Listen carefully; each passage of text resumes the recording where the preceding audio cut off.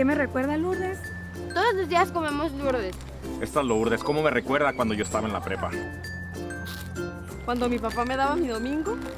Y luego también, o esperábamos salir de la escuela para correr a la tienda de la esquina y comprarlas. Y ahora, aquí las tenemos de vuelta. Pero es que sí están bien buenas. Lourdes, qué bueno que volvieron. Este programa llega a ustedes gracias a las empresas socialmente responsables. Certus Laboratorio, haciendo buena química. Distribuidora La Canasta. Si es carne de calidad, es carne de La Canasta. Botanas Lourdes, para alegrar sus fiestas y reuniones. Grupo Empresarial de Baja California. Renta de frigoríficos para toda clase de productos. Asesores en administración y productividad. El principal elemento para elevar la productividad es la capacitación. INSA de México. Su imagen es nuestro negocio.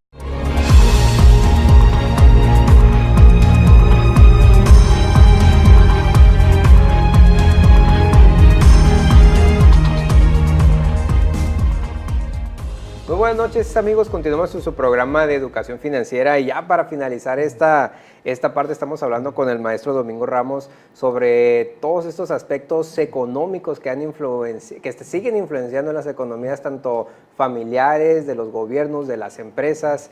Hay muchas cosas que se pueden hacer y queremos en esta última parte que nos dé unas recomendaciones. A nivel global, los países, ¿qué medidas están adoptando a través de, ahora que Donald Trump está haciendo y deshaciendo con sus tweets? ¿Qué es lo que están haciendo los gobiernos? India, China, por ejemplo. ¿Qué es lo que México debemos de adoptar? Recordemos que el otro año aquí en nuestro país vamos a tener elecciones y como usted lo mencionaba en el programa, cada 6 años nos tenemos que reinventar y prácticamente nos queda uno para comenzar de cero si es que llega otro color a la presidencia. Y desde el punto de vista de las familias, de las empresas, ¿qué es lo que debemos de empezar a hacer? ¿Dónde debemos de comprar? ¿Cómo debemos manejar nuestras finanzas? Los empresarios debemos de darle mayor capacitación a nuestros trabajadores, mejores políticas internas para los vehículos. ¿Qué es lo que debemos de hacer, maestro? Sí, claro que sí, muchas gracias. Mira, primero que nada, creo que como país, como Estado-Nación, tenemos que definir y consolidar un rumbo. ¿Hacia dónde queremos llegar? ¿Y qué es lo que tenemos que hacer para poder llegar a ese punto? Primero que nada, y ahí están los grandes ejemplos mundiales, comentamos al principio de mi intervención, la India y China son los países que crecen por encima de los demás, alrededor de 8%, 7% del Producto Interno Bruto. También son los países más poblados del mundo. ¿Pero qué hicieron ellos? Bueno, hay que aprender esas buenas experiencias. En el caso de India, el tema de la base de la pirámide, cambiaron sus procesos productivos, vieron una visión de país, de apuntalar la educación en ingeniería y sobre ello los procesos productivos y un compromiso a largo plazo. Lo están logrando, ahí están sus tasas de crecimiento. China, hay que recordar que también con una población muy amplia, la producción masiva intercede en todos los mercados, hay que recordar por ahí tenemos la ruta de la seda, ¿verdad? Que por ahí se transita el 55% del comercio mundial ya. Los chinos han dicho, nosotros no queremos ser los líderes del mundo, pero sin embargo lo están haciendo de manera económica, ¿verdad? Entonces hay buenas prácticas que hay que entender y que hay que asimilar acorde a nuestras características propias como país, ¿verdad? No copiar literalmente, sino ver cuáles son nuestras potencialidades y sobre eso apuntalar, pero sobre todo definir el país.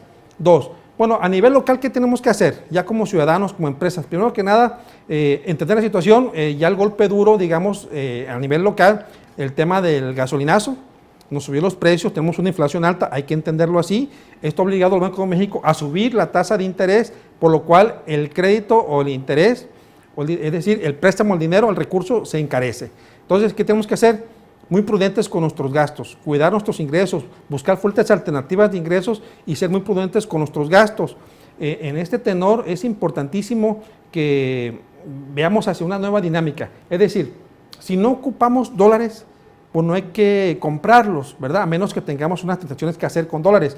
Pero si no, no encarezcamos esa moneda, ¿verdad? Tener una fuente, digamos, alternativa, una bolsa en pesos y una canasta en dólares, ¿verdad? Para cumplir compromisos.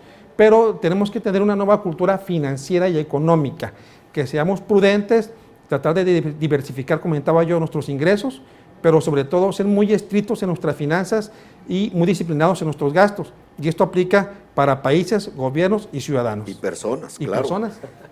Quitar los impulsos de compra con las tarjetas de crédito, cuando sabemos que la tarjeta de crédito, como mencionas, ciertamente la tasa de interés ahora va a ser mayor, porque la tasa referencial de Banco de México la ha aumentado, ya andamos cerca del 7%.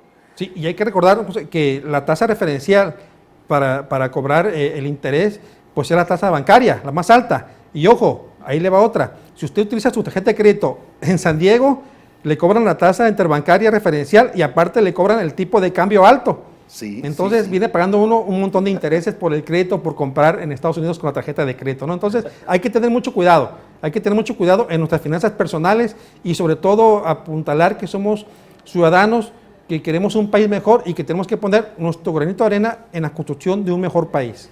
Igual las empresas deben cuidar mucho su capacidad de pago y su capacidad de endeudamiento en dólares. Si no van a desplazar el inventario en un ciclo corto, pues no tiene caso que almacenen mercancía teniendo un pasivo en dólares. Así es, y uno de los variables que ya se consideran lastimosas para nuestra economía es el factor de la corrupción, que amerita, yo creo que me inviten para otro programa para platicar de la corrupción. Yo creo que ese vamos a tener que hacer un tema en especial con entrevistas a algunos de nuestros televidentes, claro, porque sí, ahí hay dos temas. Uno, la percepción ciudadana sobre la corrupción. Otro, el impacto de la corrupción en la economía, en la que diversas fuentes, tanto nacionales como internacionales, nos dicen que afecta sensiblemente las finanzas nacionales y la economía de los mexicanos, empezando por aspectos tan sencillos de que la persona ya por cultura le da un pago a la persona que nos cuida los vehículos en la vía pública. Hágame favor, eso ya lo vemos socialmente aceptable. Sí. Entonces, pero es parte de todo un fenómeno que se detona. Entonces sí, con mucho gusto trataremos para nuestros amigos televidentes un tema con nuestro experto. Y también yo creo que es sumamente importante, ¿no?, que las escuelas, las universidades juegan un rol muy importante en todo esto. Y los que nos ha tocado ser participantes ahí como maestros, también comunicar e informar todo esto.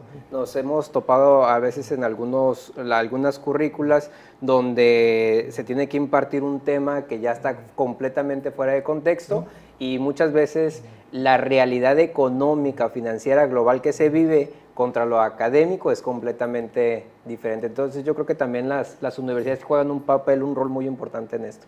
Así es, y bueno, al fin de cuentas es lamentable que estemos hablando de este concepto de corrupción, pero de una otra forma, como bien menciona usted, se ha institucionalizado la corrupción de una otra forma y afecta a la educación, a la economía, a la democracia, a la legalidad y va acompañado de algo que es lastimoso, que es la impunidad. Entonces, estos temas son variables ya que afectan a la economía y que están medibles y que nosotros podemos cambiar. Fíjese, yo quisiera con esto terminar mi participación. El tema económico, los problemas de la economía, puede haber muchos modelos económicos, políticos, sociales, pero el gran lastre, al menos que yo he visto, es el tema de la ética, de la honestidad. Podemos tener a los mejores economistas del mundo, ingenieros, abogados, pero si no hay ética, no hay valores, pues no hay ningún modelo económico que funcione. En noviembre pasado, curiosamente, estábamos en un evento del Instituto Nacional de Ejecutivos de Finanzas en Monterrey y David Noel Ramírez, el rector del Sistema Tecnológico de Monterrey, nos decía, para enfrentar la corrupción hay que empezar en el aula de clases, que bajo ninguna circunstancia un alumno pueda copiar a otro, que no se intercambien las tareas y también hay que evitar que se le saque fotocopias a los libros, porque se viola los derechos de autor. Entonces, queremos combatir la corrupción, hay que empezar desde el aula y desde luego desde la familia, porque escuchaba hace días un comentario en el sentido de que busca un acreedor al papá y el papá le dice al niño, sal y dile que no estoy. Entonces es un fenómeno muy interesante que lo abordaremos en otro programa. Pero para esta noche yo quisiera que las perspectivas macro nos dieras un panorama muy general, tasas de interés ya andamos cerca del 7, ¿se contendrán ahí o aumentarán? Tipo de cambio, andamos ahorita alrededor de 19 por 1 prácticamente, ¿nos quedaremos con eso el resto del año? ¿Bajará? La economía mexicana anda cerca del 2%, ¿se mantendrá estable? ¿Cuáles son esos grandes macroindicadores? Sí, por ejemplo, en el tema del Producto Interno Bruto, de la actividad económica, varios Fondo Monetario Internacional, varios bancos, al principio del año manejaron una estimación de 2% para el crecimiento de México y a los dos meses ya la redujeron a 1.8% para este año. Nosotros esperamos que suba, aunque sea que sí llegue al 2%. El tema inflacionario, ya el golpe duro ya está dado en enero con el tema de los combustibles, por lo que ya platicamos. Y sí viene, digamos, una pequeña tendencia a la baja, pero estando arriba, ¿no? Es decir, ya esperemos que tienda a bajar y que la inflación llegue al 3%, que fue lo que el Banco de México se propuso al principio de año. Andamos en el doble, pero yo creo que para eso va a pasar mínimo unos 15 meses, ¿verdad? Pero bueno, es la situación en donde estamos parados ahorita, y en el tema del tipo de cambio, estamos cerrando hasta hace unos días a alrededor de 18 pesos. Nosotros esperamos de que el peso siga apreciándose, sobre todo por lo que comentamos hace ratito. La especulación que alimentaba Trump jugaba en contra, pero la realidad política de las cosas juegan a favor de nuestra moneda. Entonces, yo espero que nuestra moneda se aprecie y estemos cerrando unos meses a 17 pesos. Nos espera un mejor escenario en este segundo semestre de 2017. Lo más difícil, lo más complicado, ya lo sufrimos, ya lo vivimos de enero a mayo. Así es.